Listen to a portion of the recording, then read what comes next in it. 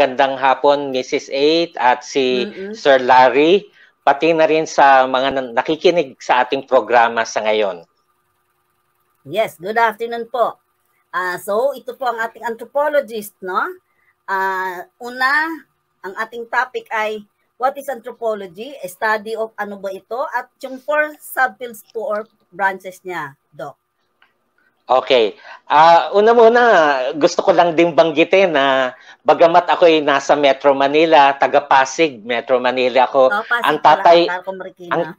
Ang tatay ko ay taga Macabebe, Pampanga. So taga Central Luzon din. Oo. Okay. Magkabalen din tayo. So ang unang tanong na inihahapag sa akin ay ano bang anthropology, ano? So ang anthropology ay pag-aaral tungkol sa tao. So nanggaling ang salitang anthropology sa salitang Greek o Griego na anthropos, ibig sabihin tao. Pag-aaral tungkol sa tao. Ngayon, syempre, ang tao may katangiang biological. Pinag-aaralan din namin yun. May katangian siyang panglipunan o social tulad ng kanyang komunidad. So, pinag-aaralan din yun ng mga anthropologists. At may katangiang cultural, ano? Kasi tao lang naman ang lumilikha ng mga kostumbre, mga paniniwala, pamahiin. So, ito rin ay aming pinag-aaralan. So, may 4 na branches ang anthropology. Ang una ay biological anthropology. Tinatawag din itong physical anthropology. So, ang pinag-aaralan namin dito, human genetics, anthropometry tulad ng pagsusukat ng mga body dimensions, bakit mas matatangkad yung mga nasa Central Africa, bakit mas maliliit ang mga Eskimo. So ito ay bahagi rin ng aming pinag-aaralan. Pangalawang branch ay archaeology. Ang archaeology, pag-aaral din sa kultura, pero kultura ng nakaraan. Yung mga tao na merong kulturang ganoon ay hindi na makakapagsalita at hindi na makakapagkwento tungkol sa kanilang kultura. So kinakailangan ng interpretasyon ng mga naiwan nilang bagay-bagay para ma-reconstruct ano ang kanilang kultura. Yung pangatlong sangay ay cultural anthropology o tinatawag ding social cultural anthropology. Ito yung nag-i-espesyalisa sa pag-aaral sa kultura. Ano ba yung mga shared na behavior ng mga tao? Kasi halimbawa mula Tawi-Tawi hanggang Batanes, ano bang common na karakteristiko ng mga tao? So ito ay aming pinag-aaralan. At yung pang-4 ay linguistic anthropology. So ang pinag-aaralan dito ang relasyon ng wika at kultura. Kasi masasalamin ng ating wika kung ano ang klase ng ating mga paniniwala, ideya, kaalaman. So ako, bagamat sa pag-aaral namin, kailangang daanan yung 4 na yon. May exam ka sa bawat isa. Pero syempre, hindi ka naman pwedeng jack of all trades. Yes, may specialization. Kailangang mag-specializa. So ang specializasyon ko ay cultural anthropology.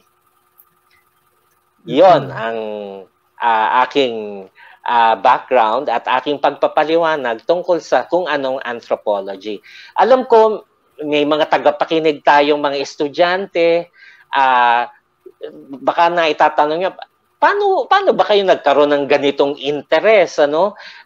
Medyo may konting kwento kasi nung bata ako, may napulot akong isang bilog na metal na object, nilinis ko, lumitaw, mula yun sa isang hukay, sa isang nire-renovate na gusali dito sa Pasig. Nung nilinis ko, ang nakasulat, Ciudad de Manila, 1766. So, nagtataka ako, paano ba napupunta yung mga gamit nung unang panahon sa ilalim ng lupa?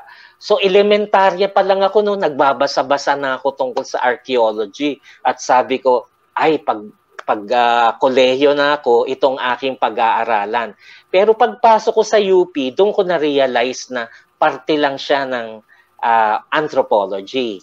So, nung una, archaeology ang interest ko, pero later on, na-fascinate ako sa iba't ibang kultura ng mga tao sa iba't ibang parte ng Pilipinas. Bakit ang mga Tiboli ng Mindanao ganito, bakit ang mga Ifugao ganito, pati na rin ang iba't ibang parte ng mundo. So nahatak ako sa yung pang-cultural side ng anthropology. Okay. So ano po ang function ng isang anthropologist? Okay. So ang anthropologist sabihin, naku, ito nga isa naming naririnig na komento, naku, pang mayaman na kurso lang yan kasi pa-travel ka, ganyan. Pero ano bang practical na maitutulong yan sa ating lipunan? Magugulat kayo malaman na halimbawa maraming mga international agencies tulad ng World Health Organization, United Development Program, UNICEF, nagre-require sila ng dapat may isa man lang anthropologist sa ating opisina, ano? Kasi lahat naman ng mga lalo na development initiatives, merong cultural side eh. Halimbawa mag-usap na lang tayo ng pandemic, 'di ba? Itong COVID-19. Lagi nating sinisisi ang mga tao kasi mga tao pasaway, sinasabihan na ng batas pero ganyan pa rin ang ganyan.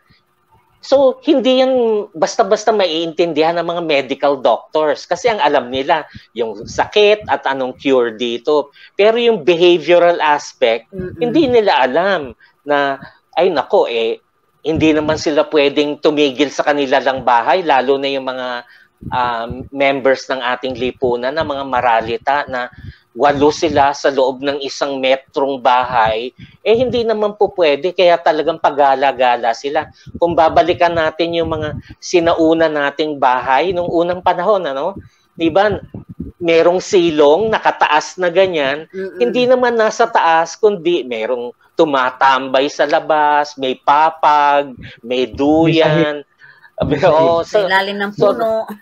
Ganyan. So talagang nasa atin na yon ng malalim. So kinakailangang matumbok natin yung kanilang pinanggagalingan at yun ang mai-address natin.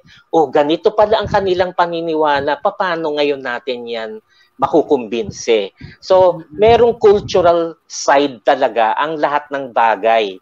Ano? So pero aaminin ko, hindi pwedeng nagsasarili ang anthropologist. Kailangang katulong ng mga iba pang siyentista, ng mga doktor, ng mga engineer, ng mga mathematician, para pagtulong-tulungan na lutasin ang mga problema sa lipunan.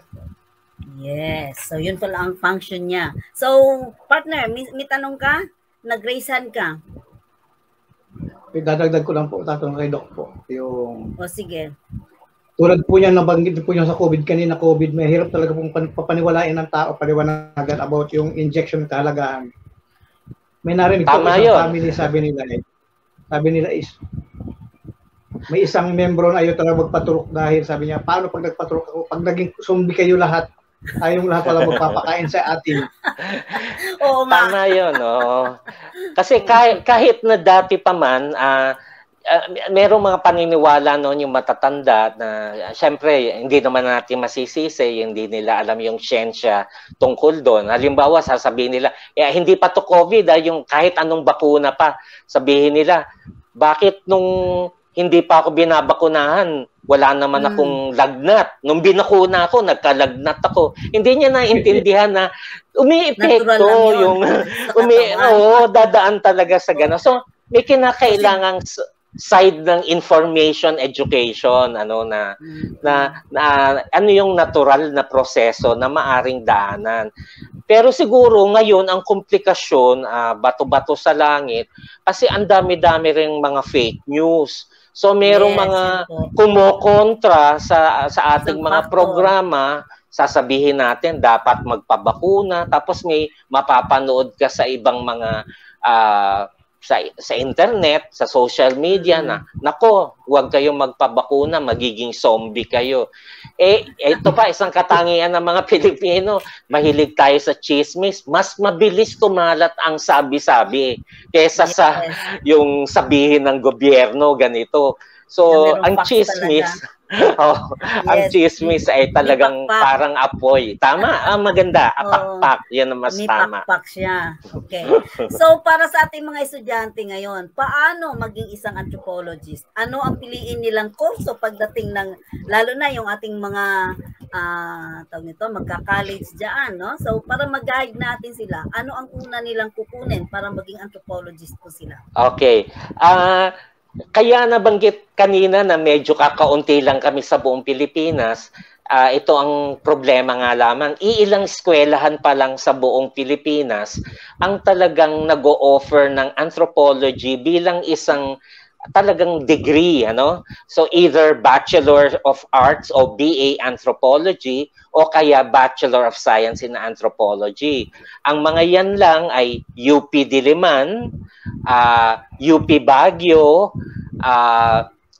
University of San Carlos sa Cebu, Xavier University sa Cagayan de Oro. So mangilan-ngilan lang. Sa ibang mga eskwelahan, meron namang subject na anthropology. Yes, ano? Kami nung araw meron. Halimbawa, kumukuha ka ng nursing, may subject na anthropology. Pero yung kung gusto mo mula first year ay anthropology na agad, yung mga eskwelahang nabanggit ko ang nag-o-offer. So, pwedeng doon kayo mag-apply, mamili kayo BA or BS Anthropology. Tapos, kung natanggap kayo, yun ay isang 4-year na kurso. Pero kung sa inyong lugar ay walang ino-offer, kahit na anong, kasi ang first 2 years naman sa kolehiyo, hindi naman nasasayang, general program naman yun. Ano? Lahat ng yun ay kine-credit. So, pwede namang later on ay mag-transfer sa isang universidad na nag-o-offer ng anthropology bilang degree. Ngayon, pagka-graduate na ng bachelor's degree, pwede nang magtrabaho. Kadalasan ang mga graduate namin, nagtatrabaho sa National Museum o sa NCCA, National Commission for Culture and the Arts, nasa mga private museums, mga researcher, kinakailangan pa, including commercial research, yung ano ba ang mas gusto ng tao na mga produkto, mga ganyan, ano? Pero kung gusto ring mag-specialisa, after ng 4-year course, pwede pa rin mag-masters at saka mag-PhD sa anthropology. Dati no, akala ko, ang tagal-tagal naman. UP lang, Doc, ang meron yan. Ang may PhD, UP, ano pa ba? Meron din sa San Carlos, sa Cebu. Sa Xavier, meron din. Tapos dati sa sa Mindanao State University sa Marawi. Pero ngayon kukunti ang mga nila, mga nag-e-enroll. Ang malaki kasing impluwensya sa mga bata, yung mga magulang din, mga magulang hindi naman aware na may ganong kurso. Yes. Laging sinasabi ng magulang, ay, mag-ano ka, yung tingin nila, may kita, ano. Ang problema again, hindi ko gustong siraan yung ibang kurso kasi importante rin yun. Pero ang problema do sa mga kursong popular, ang dami-dami nyo naman. Yes, kaya pagtrabaho nyo, ang dami ninyo nakukumpetensya. Kami, hindi naman sa pagbubuhat ng bangko, dahil kokonti kami, kapag may nangangailangan ng anthropologist, ay si ganito. Parang nabibilang kasi sino lang ang pupwede sa ganong profesyon. Yes.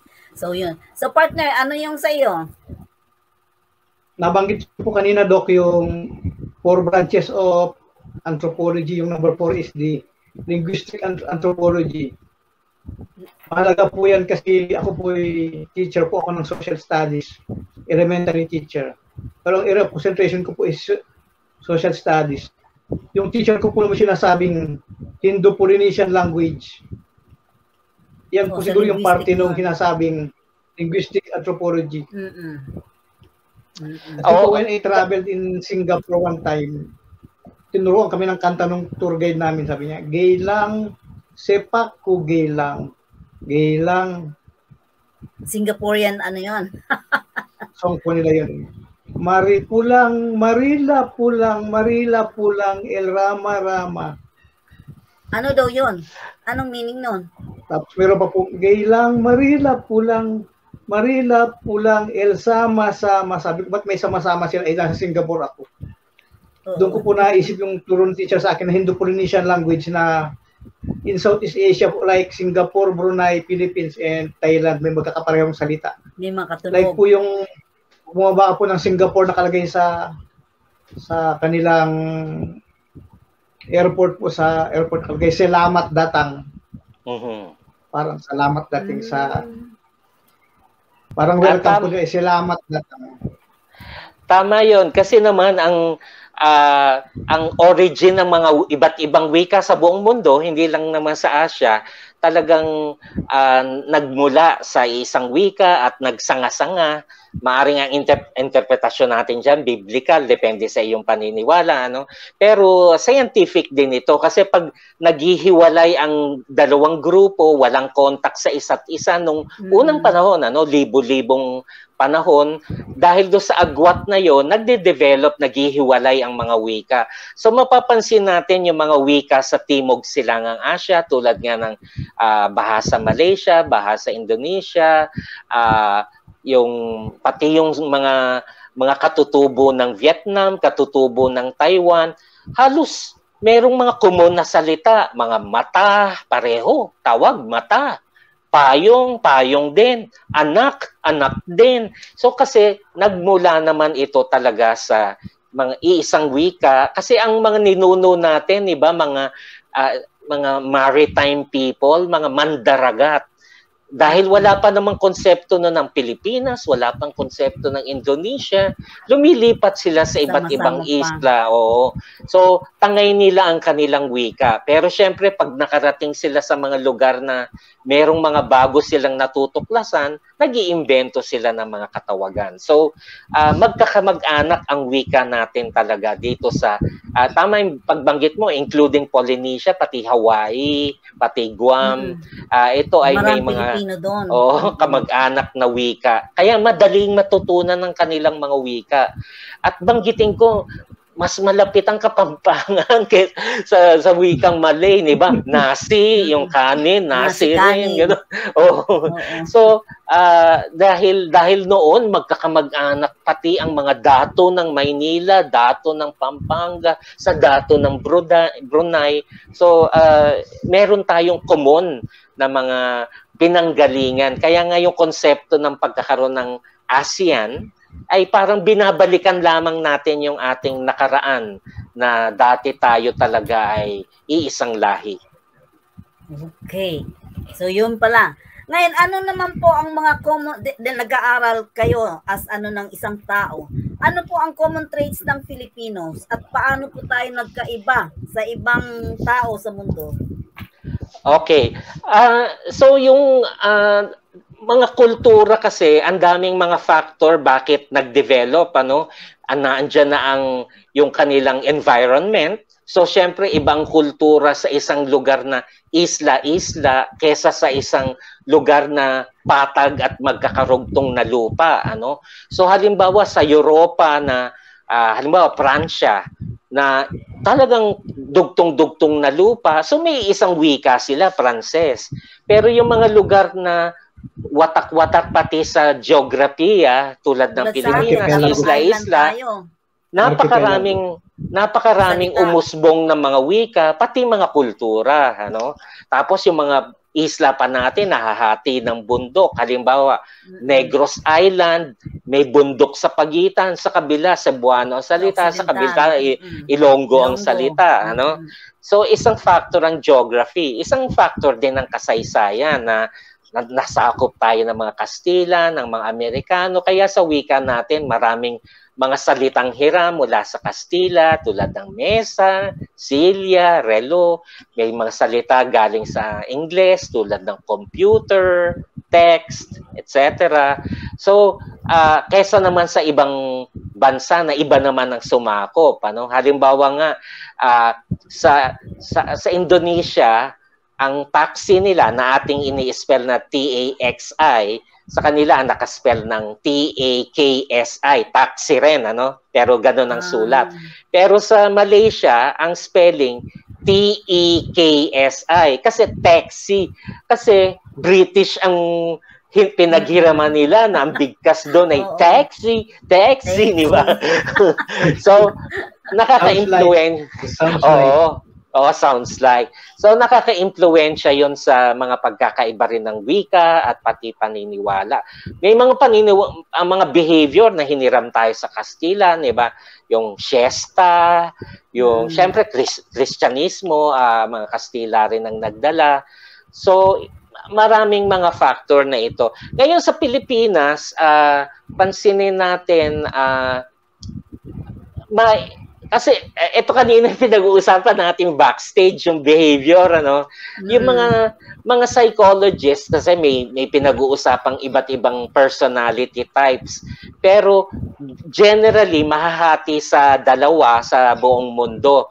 May mga kultura na mas individualista, yung wala silang pakialam anong nangyayari sa kapatid nila o sa magulang nila, basta yung maganda ang aking kalagayan. Meron namang mga lipunan na tinatawag na collectivist o ang gusto grupo. Sa atin, mas collectivist tayo. Unang-una na dyan yung pamilya.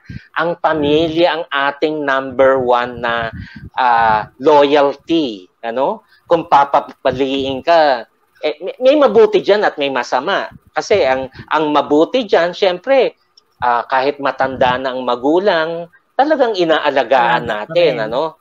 Hindi dinala sa home of the aged. Negatibo, syempre, merong awayan ng mga pamilya, ano? Yung halimbawa sa politika na lang na may iba't ibang mga political families nagkakaawayan na minamana pati ng anak, yung mga ganitong ano. So, isang kilalang Filipino anthropologist, si Dr. F. Landa Hocano, sinasabi niya ang Philippine society ay familial, nakasentro sa pamilya. Kasi ang unang guro natin ay ang ating mga magulang, lalong-lalo na ang ina. Tapos sa pamilya natin natututunan yung mga una nating mga paniniwala. Halimbawa, kanina rin pinag-uusapan natin yung bayanihan, ano? Siyempre, ginagawa natin yun sa lipunan, pero unang natutunan mo yun sa bahay, di ba? May hatian ng gawain, pagkakain, o ikaw naman ang maghugas ng pinggan, o ikaw ang magligpit, ano? Ako na kasi nagluto kanina, ganyan. Ito, konsepto to ng bayanihan sa loob ng pamilya, natutunan ng bata noong maagang edad pa lamang siya, pero paglabas niya, ito ay isinasa praktika niya, ano? Tapos syempre ang mga Pilipino ay mga God-fearing, ano? Anuman ang iyong relihiyon, kahit na Kristiyano o Muslim, pero lahat tayo nananampalataya, ano? Siguro again ang negatibo doon, syempre, kasama na rin dyan ang mga pamahiin, ano? Paniniwala rin, kamakailan lang ang undas, paniniwala rin sa mga supernatural beings. Pero tingin ko merong positibong aspeto to kasi hindi lang ikaw yung may kapangyarihan. Kinikilala mo rin na may mas mataas na kapangyarihan kesa sa'yo. Tapos, yan yung mga naisip kong mga ilang katangian ng mga Pilipino. Partner, ikaw? Tama po yun, Dok, kasi sa magulang po talaga ang unang guro ng mga anak. Gaya po namin nung kumakain kami, kumakanta ang tatay namin kami. Mauna, malayas, maulihim ang hugas. Kaya kami, kailangan namin bilisan ng pagkain para hindi kami maghugas. That's why one time nagkaroon ng tunggalian one time ang isang magulang at saka ang isang teacher. Kasi sabi rin ng teacher ay ng magulang. Sabi niya sa anak niya, yan ba tinuturo sa inyo sa school? Sabi rin ng magulang, sumugod. Hoy, sino ba ang teacher. Nanay, hindi naman kami unang teacher niya sa iyo. Yan, unang natuto, hindi sa amin. Ba't kami binubuslahan mo ngayon? Yun lang nga. Hindi si teacher pala may kasalanan. Parents pala. Okay. Yun nga, virtues kasi yun. Oo, yes. Natatandaan ko rin nung bata ako, halimbawa, may dessert na mangga, di ba? Hati-hati. Walang lamangan. Kaya ang konsepto ng hating kapatid, dito na natin natuto. So, yung pakikipagkapwa, natututunan din natin, ano? Pero, while maganda rin yun, ito rin yung isang problema. Depende sa klase ng pamilya, tulad ng binabanggit ninyo. So, kung natutunan nila ang mabuting asal, na ipapasa. Pero kung ang mga magulang ay hindi rin nasa tamang landas, masama yung naituro. Oo, na ipapasa. At ngayon, marami ng pagbabago kasi sa pamilyang Pilipino, no? Yes. Meron ng mga pamilya na hindi kompleto ang natatay at nanay. Hindi natin sinisisi yun, talagang parte ng pagbabago. Merong mga bata na lumaki lang sa yaya o lumaki lang sa lola. So, nagkakaroon ng mga pagbabago. So, magandang suriin kung naipapasa pa rin ba ang mga mabuting values ng mga Pilipino sa mga pagbabagong nagaganap sa ating lipunan. Tama po. Plus the effect po ng new technologies natin ngayon like the computers and the cellphones. Tama yun. Tama yun. Kasi dati ang assumption natin sa pamilya, matututo ka lang mula sa iyong magulang at mga kapatid. Pero ngayon, mas marami na silang natututunan sa kanilang mga cellphone o sa kanilang computer, ano? Kumakain habang nagte-text. So, yung mga ganitong pagbabago ay kailangang hindi natin yan pwedeng itapon kasi katotohanan na yan, yung teknolohiya. Kasama sa ating yung buhay. Pero papaano natin ngayon i-resurrect ang ating mga magandang ugali sa modernong panahon. So, meron tayong comments dito. Si PD Mario de la Peña. Congratulations, Mrs. 8 and Sir Larry. This episode is very educational. Very knowledgeable ang ating guest ngayon. Congrats din to Dr. Castro. FYI, Silliman University in Dumaguete City is also offering BS Anthropology. Yun. Ay, tama. Tama ho yun. Tama yun. Pasensya na nakaligtaan ko pero kilala rin ang Silliman University sa kanilang anthropology.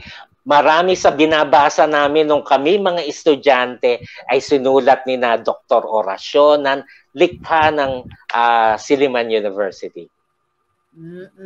At ganun din ang ating Miss Marites Batak na DOST Region 3. Good afternoon po. Nakikinig sila ngayon dahil anthropology po ang ating tinatackle sa ngayon. Okay. So, ano naman po ang natin na tinatawag tayong bayanihan nga na isang tradisyon natin at compare naman po dun sa crab mentality. Paano po natin i-reconcile yung dalawang yon? So, ito kasi parang dati kasi ang tingin natin sa mga paniniwala, mga gawi, laging black and white, either mabuti o masama.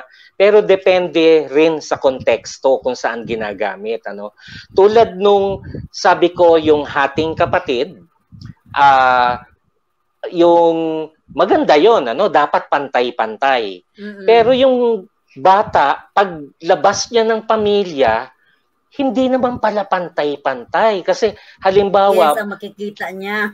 Kinder siya, tapos suot niya puting-puting bagong rubber shoes. Anong gagawin ng classmates? Binyagan natin yan, tatapakan. Bakit siya may magandang bagong sapatos, kami wala? So yung nakaranasan nila sa bahay, sa pamilya, hindi pala umiiral sa lipunan. So nagkakaroon ng conflict. So dito naman ang yayari yung inggit. Culture conflict ang tawag. Oo, yung inggit, yung selos. So doon Mrs. 8 yung konsepto nung hatakin pababa para magkapantay-pantay. Walang mayaman, sige lahat tayo mahirap. Ano, parang ganyan. Parang communism po yan, communism. Oo. Pero mapapansin pa rin natin yung mga sitwasyon kung kailan umiiral yung bayanihan. Sinasabi kasi nung iba, ay hindi na yan nangyayari nung unang panahon lang yan. O kaya nangyayari yan sa mga rural areas, yung nagbubuhat ng bahay. Pero mapapansin natin maging sa syudad, sa kasalukuyang panahon, sa panahon ng mga sakuna, laging nangyayari ang bayanihan. Pero sa Pilipinas talagang madalas ang mga sakuna sa atin, bagyo, lindol, sunog, ano pa ba, mga kapabayaan, ganyan, pagbaha. So, sa mga panahong ito talagang nauuna pa kaysa sa ating pamahalaan, nangunguna ang mga magkakapitbahay na nagtutulungan. So, naandun pa rin, hindi siya nabubura. Pero, papaano natin isusustain ang ganito? Hindi na lang tuwing merong sakuna, kundi parte ng pang-araw-araw na ating buhay. Totoo po yan. Kaya po nitong pandemic natin, lumabas ang pantry, community pantry. Oo, tama. Yung parang yung community pantry ay isang modernong ekspresyon ng bayanihan. So, yun po ang So, ano naman po ang difference between po sa costume natin at sa cultural tradition? Pareho lang din po ba yan? Sige. Pag sinasabing customs and norms, ito yung mga ginagawa mo sa mga pang-araw-araw na pamumuhay, tulad ng ano ba? So, pagkagising mo, ano bang ritual mo, anong ginagawa mo, pupunta ka ba muna sa banyo para mag-toothbrush o ganyan, Pero kapag ang mga customs na ito ay nagpapasalin-salin ng iba't ibang henerasyon, tinatawag na siyang tradisyon. So, maaring yung mga miyembro ng kasalukuyang henerasyon, hindi na nila alam bakit yung ginagawa. Basta sasabihin ng mga matatanda, basta, dapat yung ginagawa. So ito, tradisyon na kasi. Nire-respeto natin dahil ginawa ng ating mga ninuno at pinagpapatuloy natin hanggang sa ngayon. So, lahat yon ay customs, pero pag sinabing tradisyon, kasi pwede nga custom, yung uso-uso lang. Pero kapag nagpasalin-salin na sa magkakaibang henerasyon, nagiging parte na ng tradisyon. Tulad ng pagdedekorasyon ng mga parol tuwing Pasko, ito ay talagang tradisyong Pilipino. Matatandaan ko dati, nag-aral ako sa Netherlands, naglalakad ako sa Amsterdam, may nakita akong bahay, may parol. Sigurado na ako, Pinoy ito. Oo, so may mga bagay-bagay na nagkukonekta sa atin sa isa't isa dahil alam natin parte ng ating mga tradisyon. So, maraming tradisyon ng Pilipino na nakagawian talaga ng lahat, At yun naman, pagka nakita nga, tulad nga na nasa ibang country na, at yun pa rin, pinapractice pa rin nila. So, isa sa kakakilanlan, makikilala tayo as a Pilipino. Tama. So, parte ito ng ating identidad, maraming mga Pilipino, lalo na yung mga kapatid natin na nasa ibang bansa, pag tinatanong sila tungkol sa kulturang Pilipino, hindi rin nila maipaliwanag, sabihin lang nila, basta ganyan kasi sa amin Kasi akala natin natural yon. Tulad ng akala natin noon, lahat ng tao kumakain ng kanin at ulam. Pero pagdating natin sa ibang bansa, ba't walang kanin? Ulam na lang. Akala kasi natin pare-pareho ang tao, pero ang mga tao, iba't iba pala ang kultura at nakasanayan na dahil sa pagsasalin-salin ang mga naging ugali at tradisyon ng iba't ibang kultura. So, maraming ginagawa tayo dahil sa ito ang ginagawa ng ating mga ninuno at nagpapatuloy hanggang ngayon.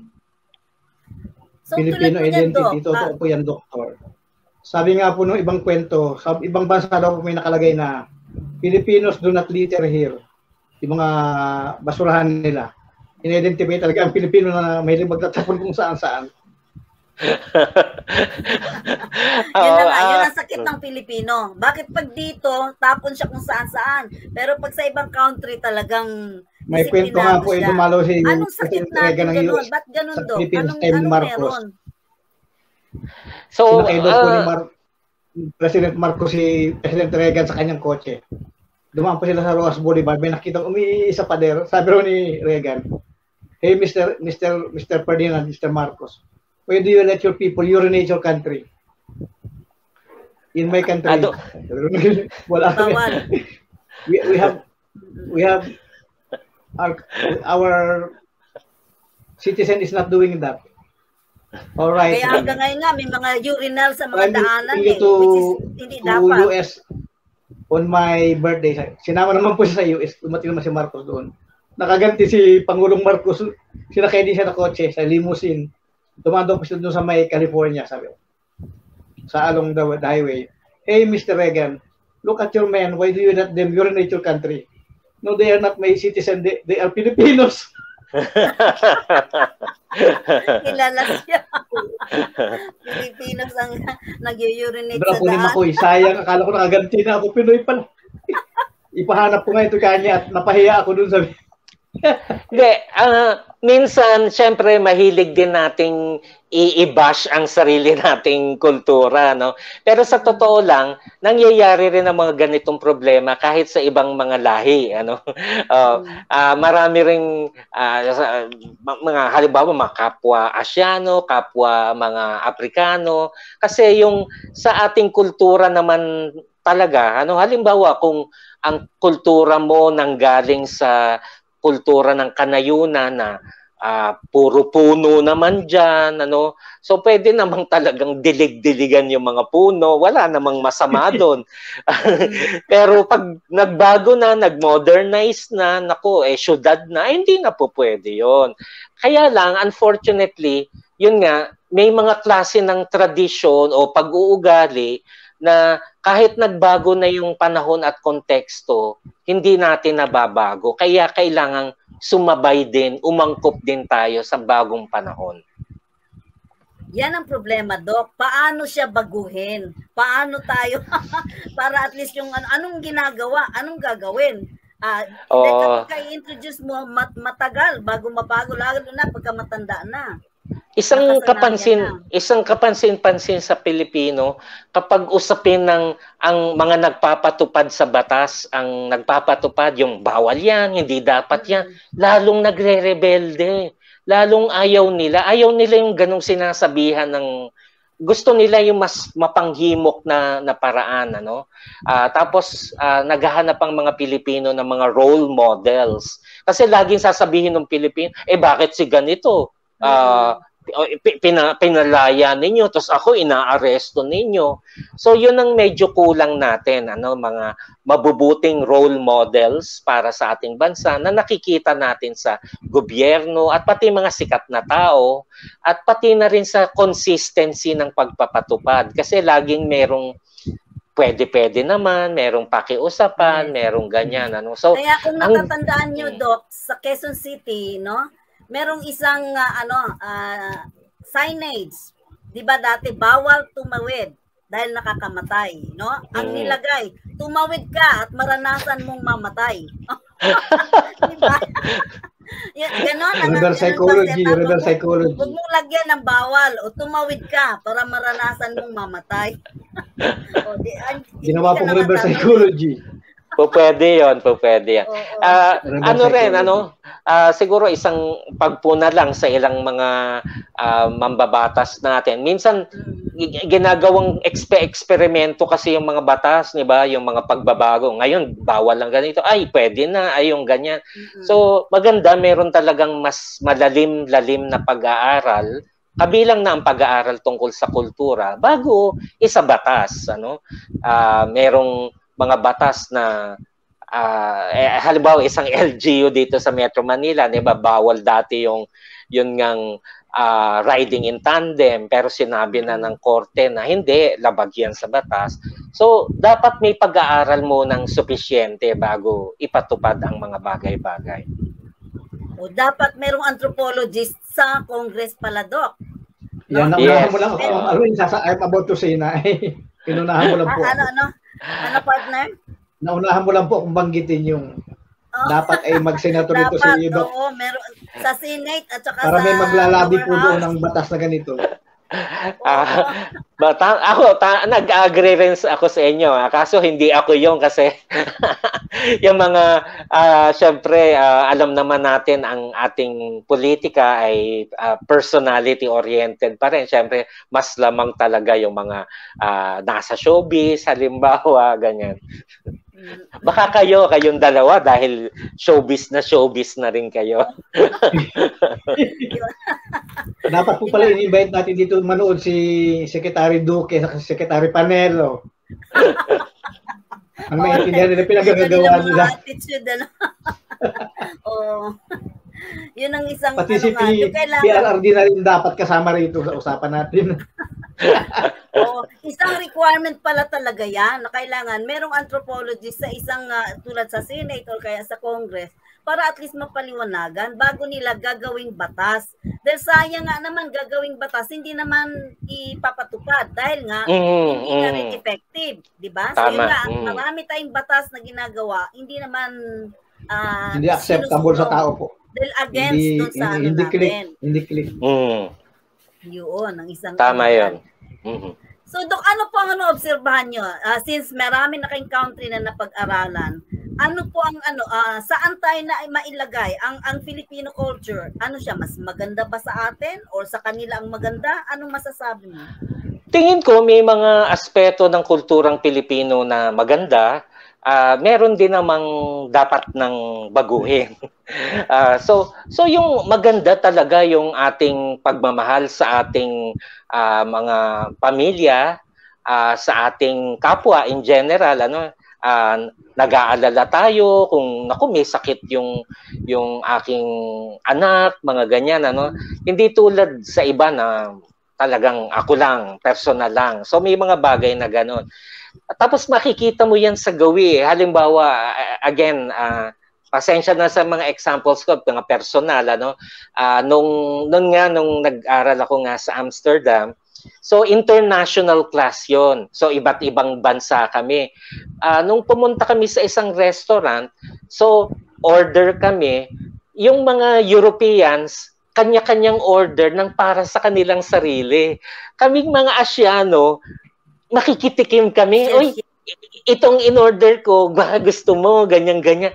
Nagugulat sila na, ay, bakit kayo ganyan? Iba kasi sa kanila, ang pagkain ko ay akin, hindi yan pagkain mo. Pero tayo, parang concerned tayo sa iba. Uy, gulay ka lang, baka gusto mong tikman to, isda naman ito, di ba? So ito ay mga positibong aspeto ng ating kultura. Ang negatibo di po ba ang Pinoy mahilig po may taong dumating, kain po muna tayo. Tama yun. Tama. Yun ang ating pangtawag. Kahit hindi naman talaga seryoso, di ba? Yung may dadaan lang dyan sa labas. Uy, kain tayo.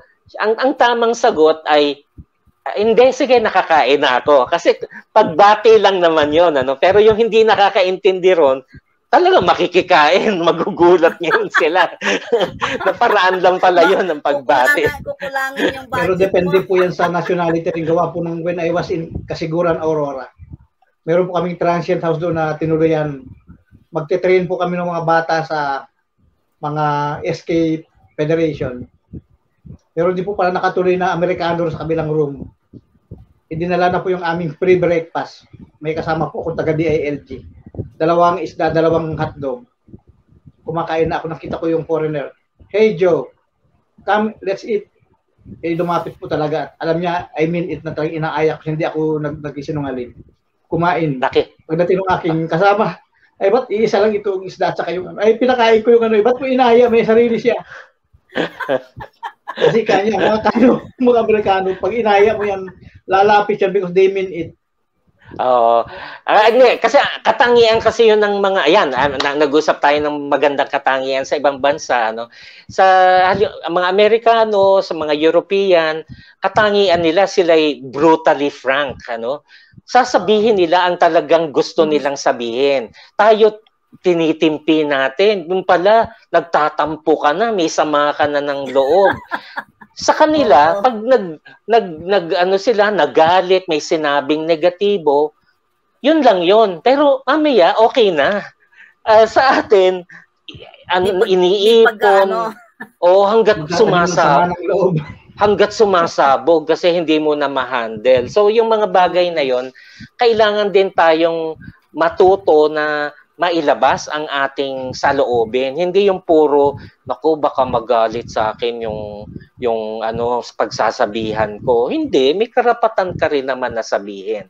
Siyempre, nagagawa natin yan sa mga magkakaibigan. Pero yung mga hindi kakilala, nami-misinterpret. So, ang yabang naman ni ganito. Di ba, ang tingin natin sa mga brutally frank, ang yabang. Pero actually, tama yon, they mean well. Tama yung sinabi niyo, Sir Larry, na ano lang yun, nilabas lang nila sa bibig nila yung kanilang iniisip. So, tingin ko matututunan ng mga Pilipino yung mga positibong aspeto habang dumadalas ang interaction natin sa iba pang mga kultura. Nakikita natin ang ano yung mabuti sa kanila, ano yung hindi mabuti sa kanila, at napipick up natin ano yung dapat nating matutunan. Ang problem, when I traveled in Singapore in 2013 po for pre-trip ng Encyclopedia Britannica sa akin bilang ahente. Nung tumawid po ako ng highway, wala akong nakalagay na no crossing, pero may matanda po sa unahan ko, nagulat ako. Nasa dulo na ako, matanda na sa likod ko pa. Then, po mga kotse nagsitigil talaga dun sa paabante. Hinintay po nila yung matanda na makahakbang doon sa safe na lugar bago sila nag-go. Despite na naka-orange na talaga hinintay nila. Discipline talaga po. No spitting anywhere sa Singapore po. Ang Singapore... One good thing na gusto ko sa Singapore. Hindi, naniniwala ako dyan. Nag-shopping po kami, ay naiwanan ko yung pag-uwi ko ng hotel, yung dating Westin Stamford na ngayon ay Raffles, ayun na po ngayon siya, ano na siya ngayon yung po mayroong bangka sa taas na pinagdugtong yung Raffles Hotel and dating Westin Plaza na naging ngayon. Kalimutan ko yung pangalan ko na ngayon ay iba na sa ngayon. Ang Singapore talagang mahigpit sila sa disiplina at yan ang maipagmamalaki nila. Pero siguro ang bentahe nila, medyo maliit na bansa sila, no? So kayang-kaya nilang ipatupad ito. Pero tayo nga, kumpara sa Singapore, mas malaki ang Pilipinas kaysa Singapore.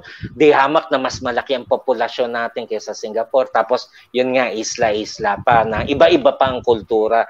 So mas komplikado ang sitwasyon sa Pilipinas. Pero baka po pwedeng ipatupad natin sa ilang mga lugar. Dati naririnig ko, and baka hindi na totoo, na nasa Subic ay nagagawa pa naman na yung halimbawa sa karsada, hintayan ang sasakyan. First come, first to go. Ayun, yung first come, first go. Pwede rin, ibig sabihin, kaya rin ng mga Pilipinong magkaroon ng disiplina.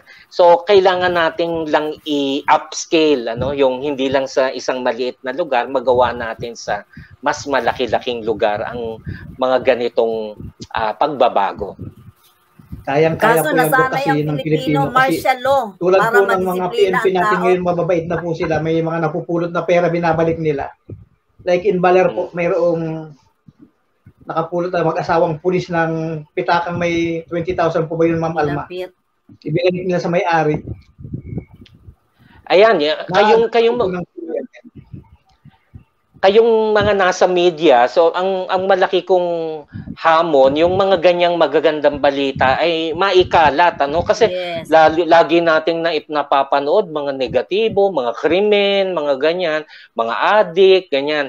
So pag nababalita nila yung mga ganyang nagsusoli ng napulot, nakaka-impluwensya rin na kasi naghahanap nga tayo ng role models. So dapat ay mapatampok pa natin ang ganitong mga magagandang balita. Pero saan po kaya ba every time po ako may nakita pong magandang news na ganyan, sinishare ko po agad yan sa mga groups ko para maibahagi ang Bilang journalist po ay kailangan talagang maghasik ng mga salitang, mga magandang balita, hindi yung mga fake news. Tama. Okay. So, meron po tayong anthropology, wala namang chismosology. Bakit po maraming chismoso? Oo. Wala naman po course ng chismosology. Ba't dumadami po sila? Dok, kilala po ang Pilipino na matigas ang ulo. Paano kaya natin yan pabaguhin? Anong magagawa ng isang anthropologist para maalis yun? Hindi, yun ngang pagiging matigas na ulo ay produkto rin ng kasaysayan. Ano? Yun ngang binanggit ko kanina, pagre-rebelde na mula pa nung sinakop tayong Kastila, sinakop tayong Amerikano, mga Hapon, at nabanggit ni Mrs. A nung panahon ng martial law na kahit na, sige, may mahigpit na mga disiplina, mga batas, pero sa loobin, gustong gumante, ano? Oo, nagingit-ngit. Kaya pag nakawala, nako, yon, mas nagiging pasaway. So dapat maging bahagi ng hindi artificial, dapat maging bahagi ng pang-araw-araw na asal natin. Yung ibig sabihin, sumusunod ka sa batas dahil naniniwala ka, hindi dahil inutos sa'yo, 'di ba? Magkaiba yung dalawang 'yun eh. So, ang susi ay mapaniwala ang mga tao sa mga kinakailangang patakaran, mga batas, at hindi basta-basta ipinipilit sa kanila. Kasi tulad nga ng pagkain, pag pinipilit sa iyo ang isang klaseng pagkain na ayaw mo naman, isusuka mo rin. So, ganun din sa mga patakaran, sa mga batas, makumbinsi muna ang mga tao na ito ang tamang landas bago ipatupad. So, yun ang ano natin sa society natin. Hindi pwede ang diktador. No? Yun ang isang ano. Ganda po siguro yan, acculturation. Siguro acculturation, ano Dok? Acculturation ang tawag po nila, acculturation. Tama yun. Tama yung terminong yan. Kung papaano ang isang kultura ay sasalin-salin. At ito ay isang mahabang proseso to, hindi ito overnight. Hindi po pwedeng kinabukasan, iba na ang pag-uugali natin.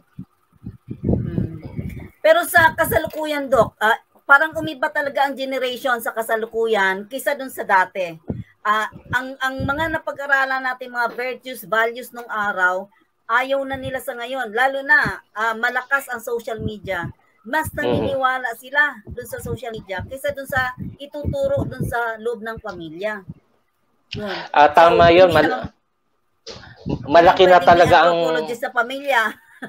Oo nga eh. Malaki na talagang pagbabago sa ating lipunan.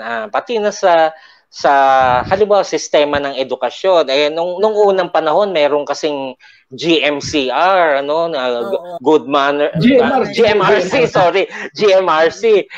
good manners and right conduct. Wala nang ganyan ngayon, hindi na yan pinag-aaralan sa eskwelahan kasi sinasabi nilakip na namin yan sa mga ibang mga subject, pero tingin ko ito pa rin ay napaka-importante.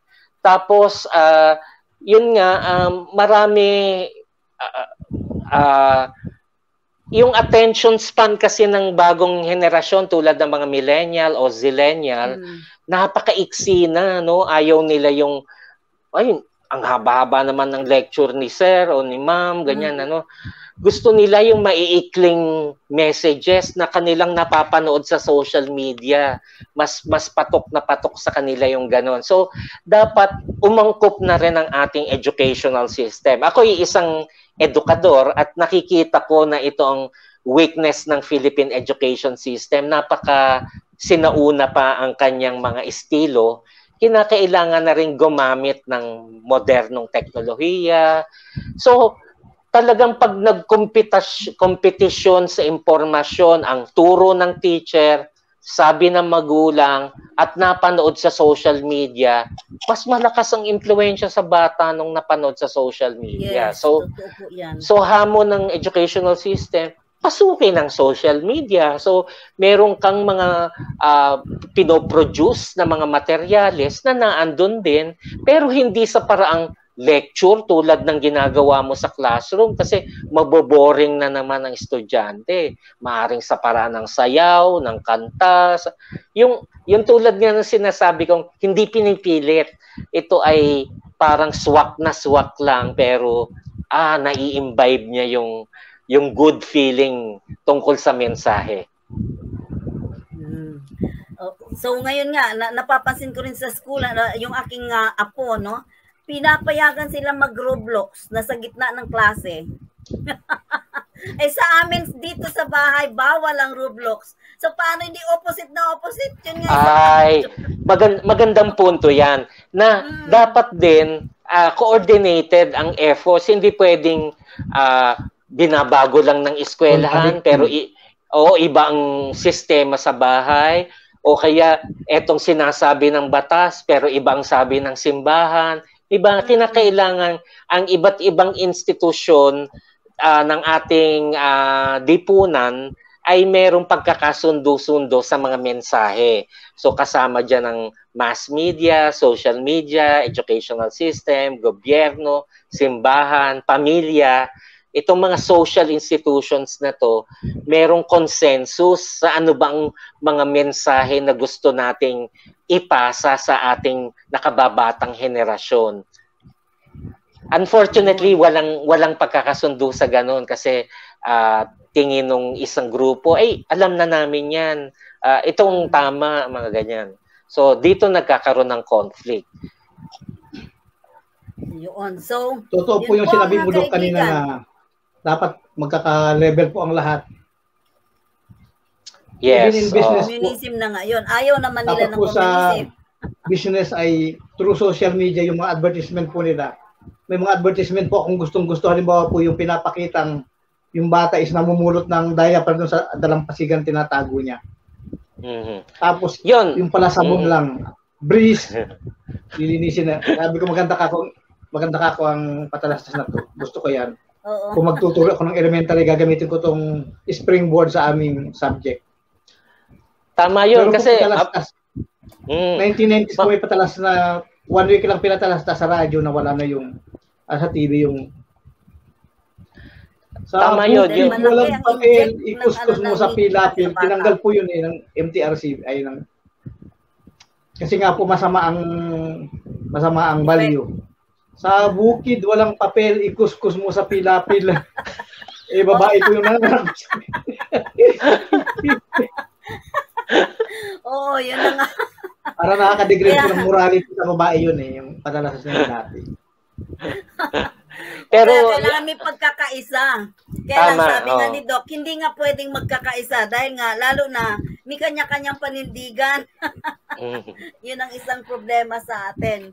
Pero tama yung binanggit ni Sir Larry, yung mga advertisement. Ako yung mga bata, mas madali nilang matandaan yun, yung mga kanta-kanta sa mga advertisement. So yan ang mga una nilang natututunan. So tama daw sa mga binanggit kong institusyon, ang business ay dapat kasama. Di ba meron naman silang corporate social responsibility. At kasama dapat sa kanilang CSR ay ang pag-i-impart ng mga good values. Dapat sa kanila, merong anthropologist na hawak sa kanila. Meron naman. Yung ilang kumpanya, meron. Alam ko yung ibang kumpanya. Kasi, halimbawa, siyempre, ang habol din nila, paunlarin ang kanilang negosyo. Ano? So, yung ibang kumpanya, pinag-aaralan nila ang behavior ng mga Pilipino. So, kailangan nila ng anthropologist.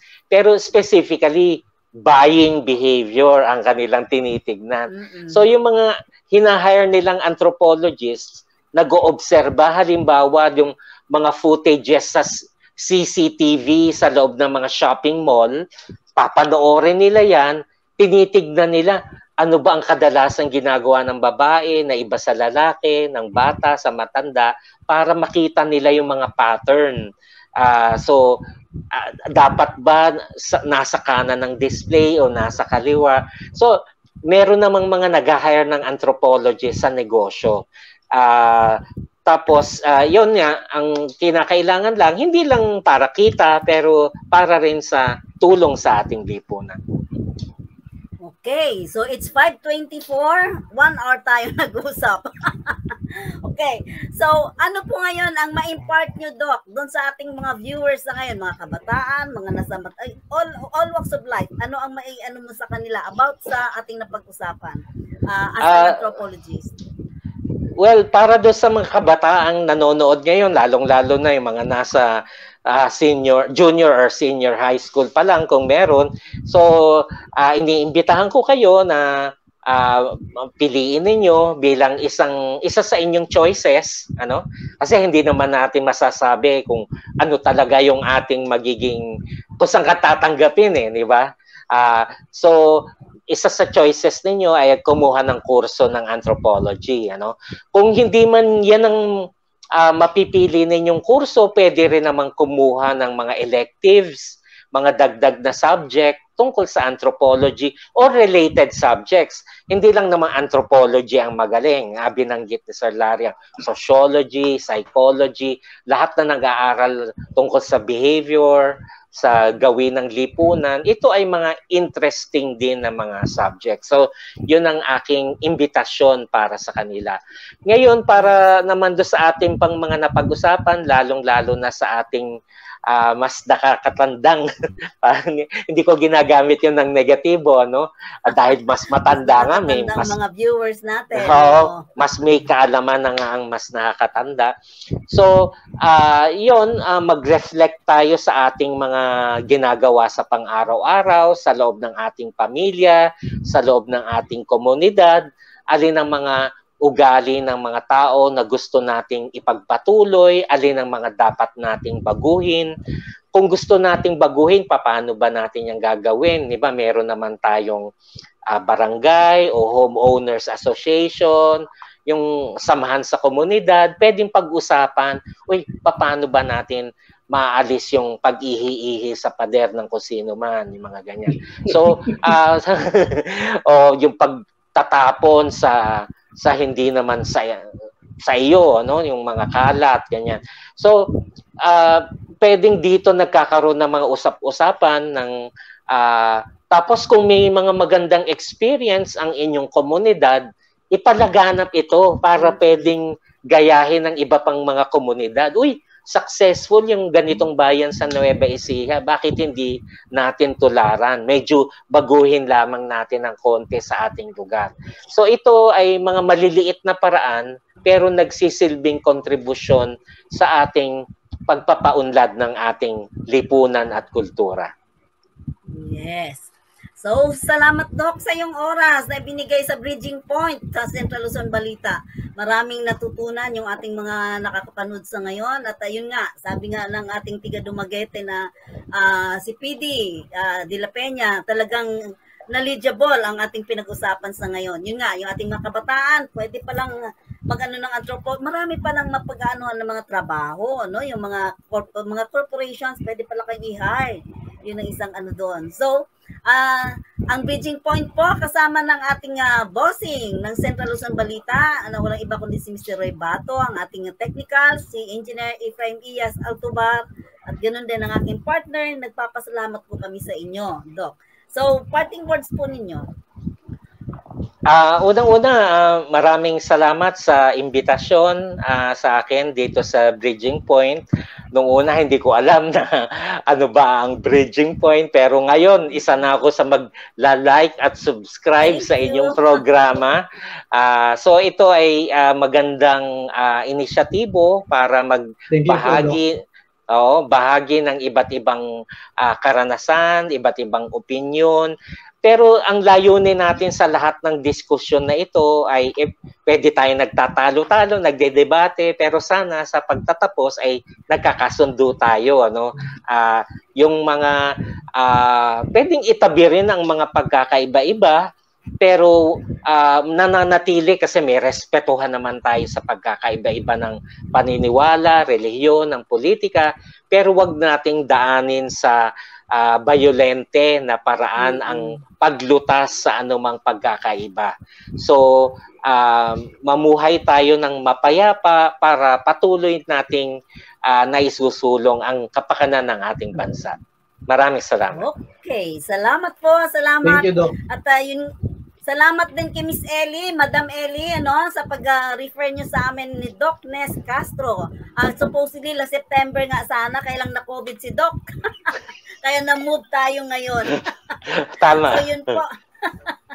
So, yun May po, purpose man po ang lahat kasi tamang-tama lang nagpapatuloy pa rin. Okay. So, salamat po, Doc, sa iyong isang oras na pagsasama sa amin.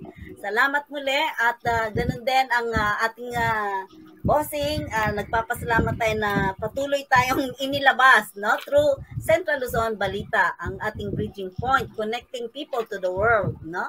So, yun po ang engineer. So, yun ang pero Doc, kung wala yata sa engineer natin, pwede kang yung exit dyan sa natin na merong lead, pwede ka dyan. Okay. Thank you. Salamat po. Okay. So, nice meeting you.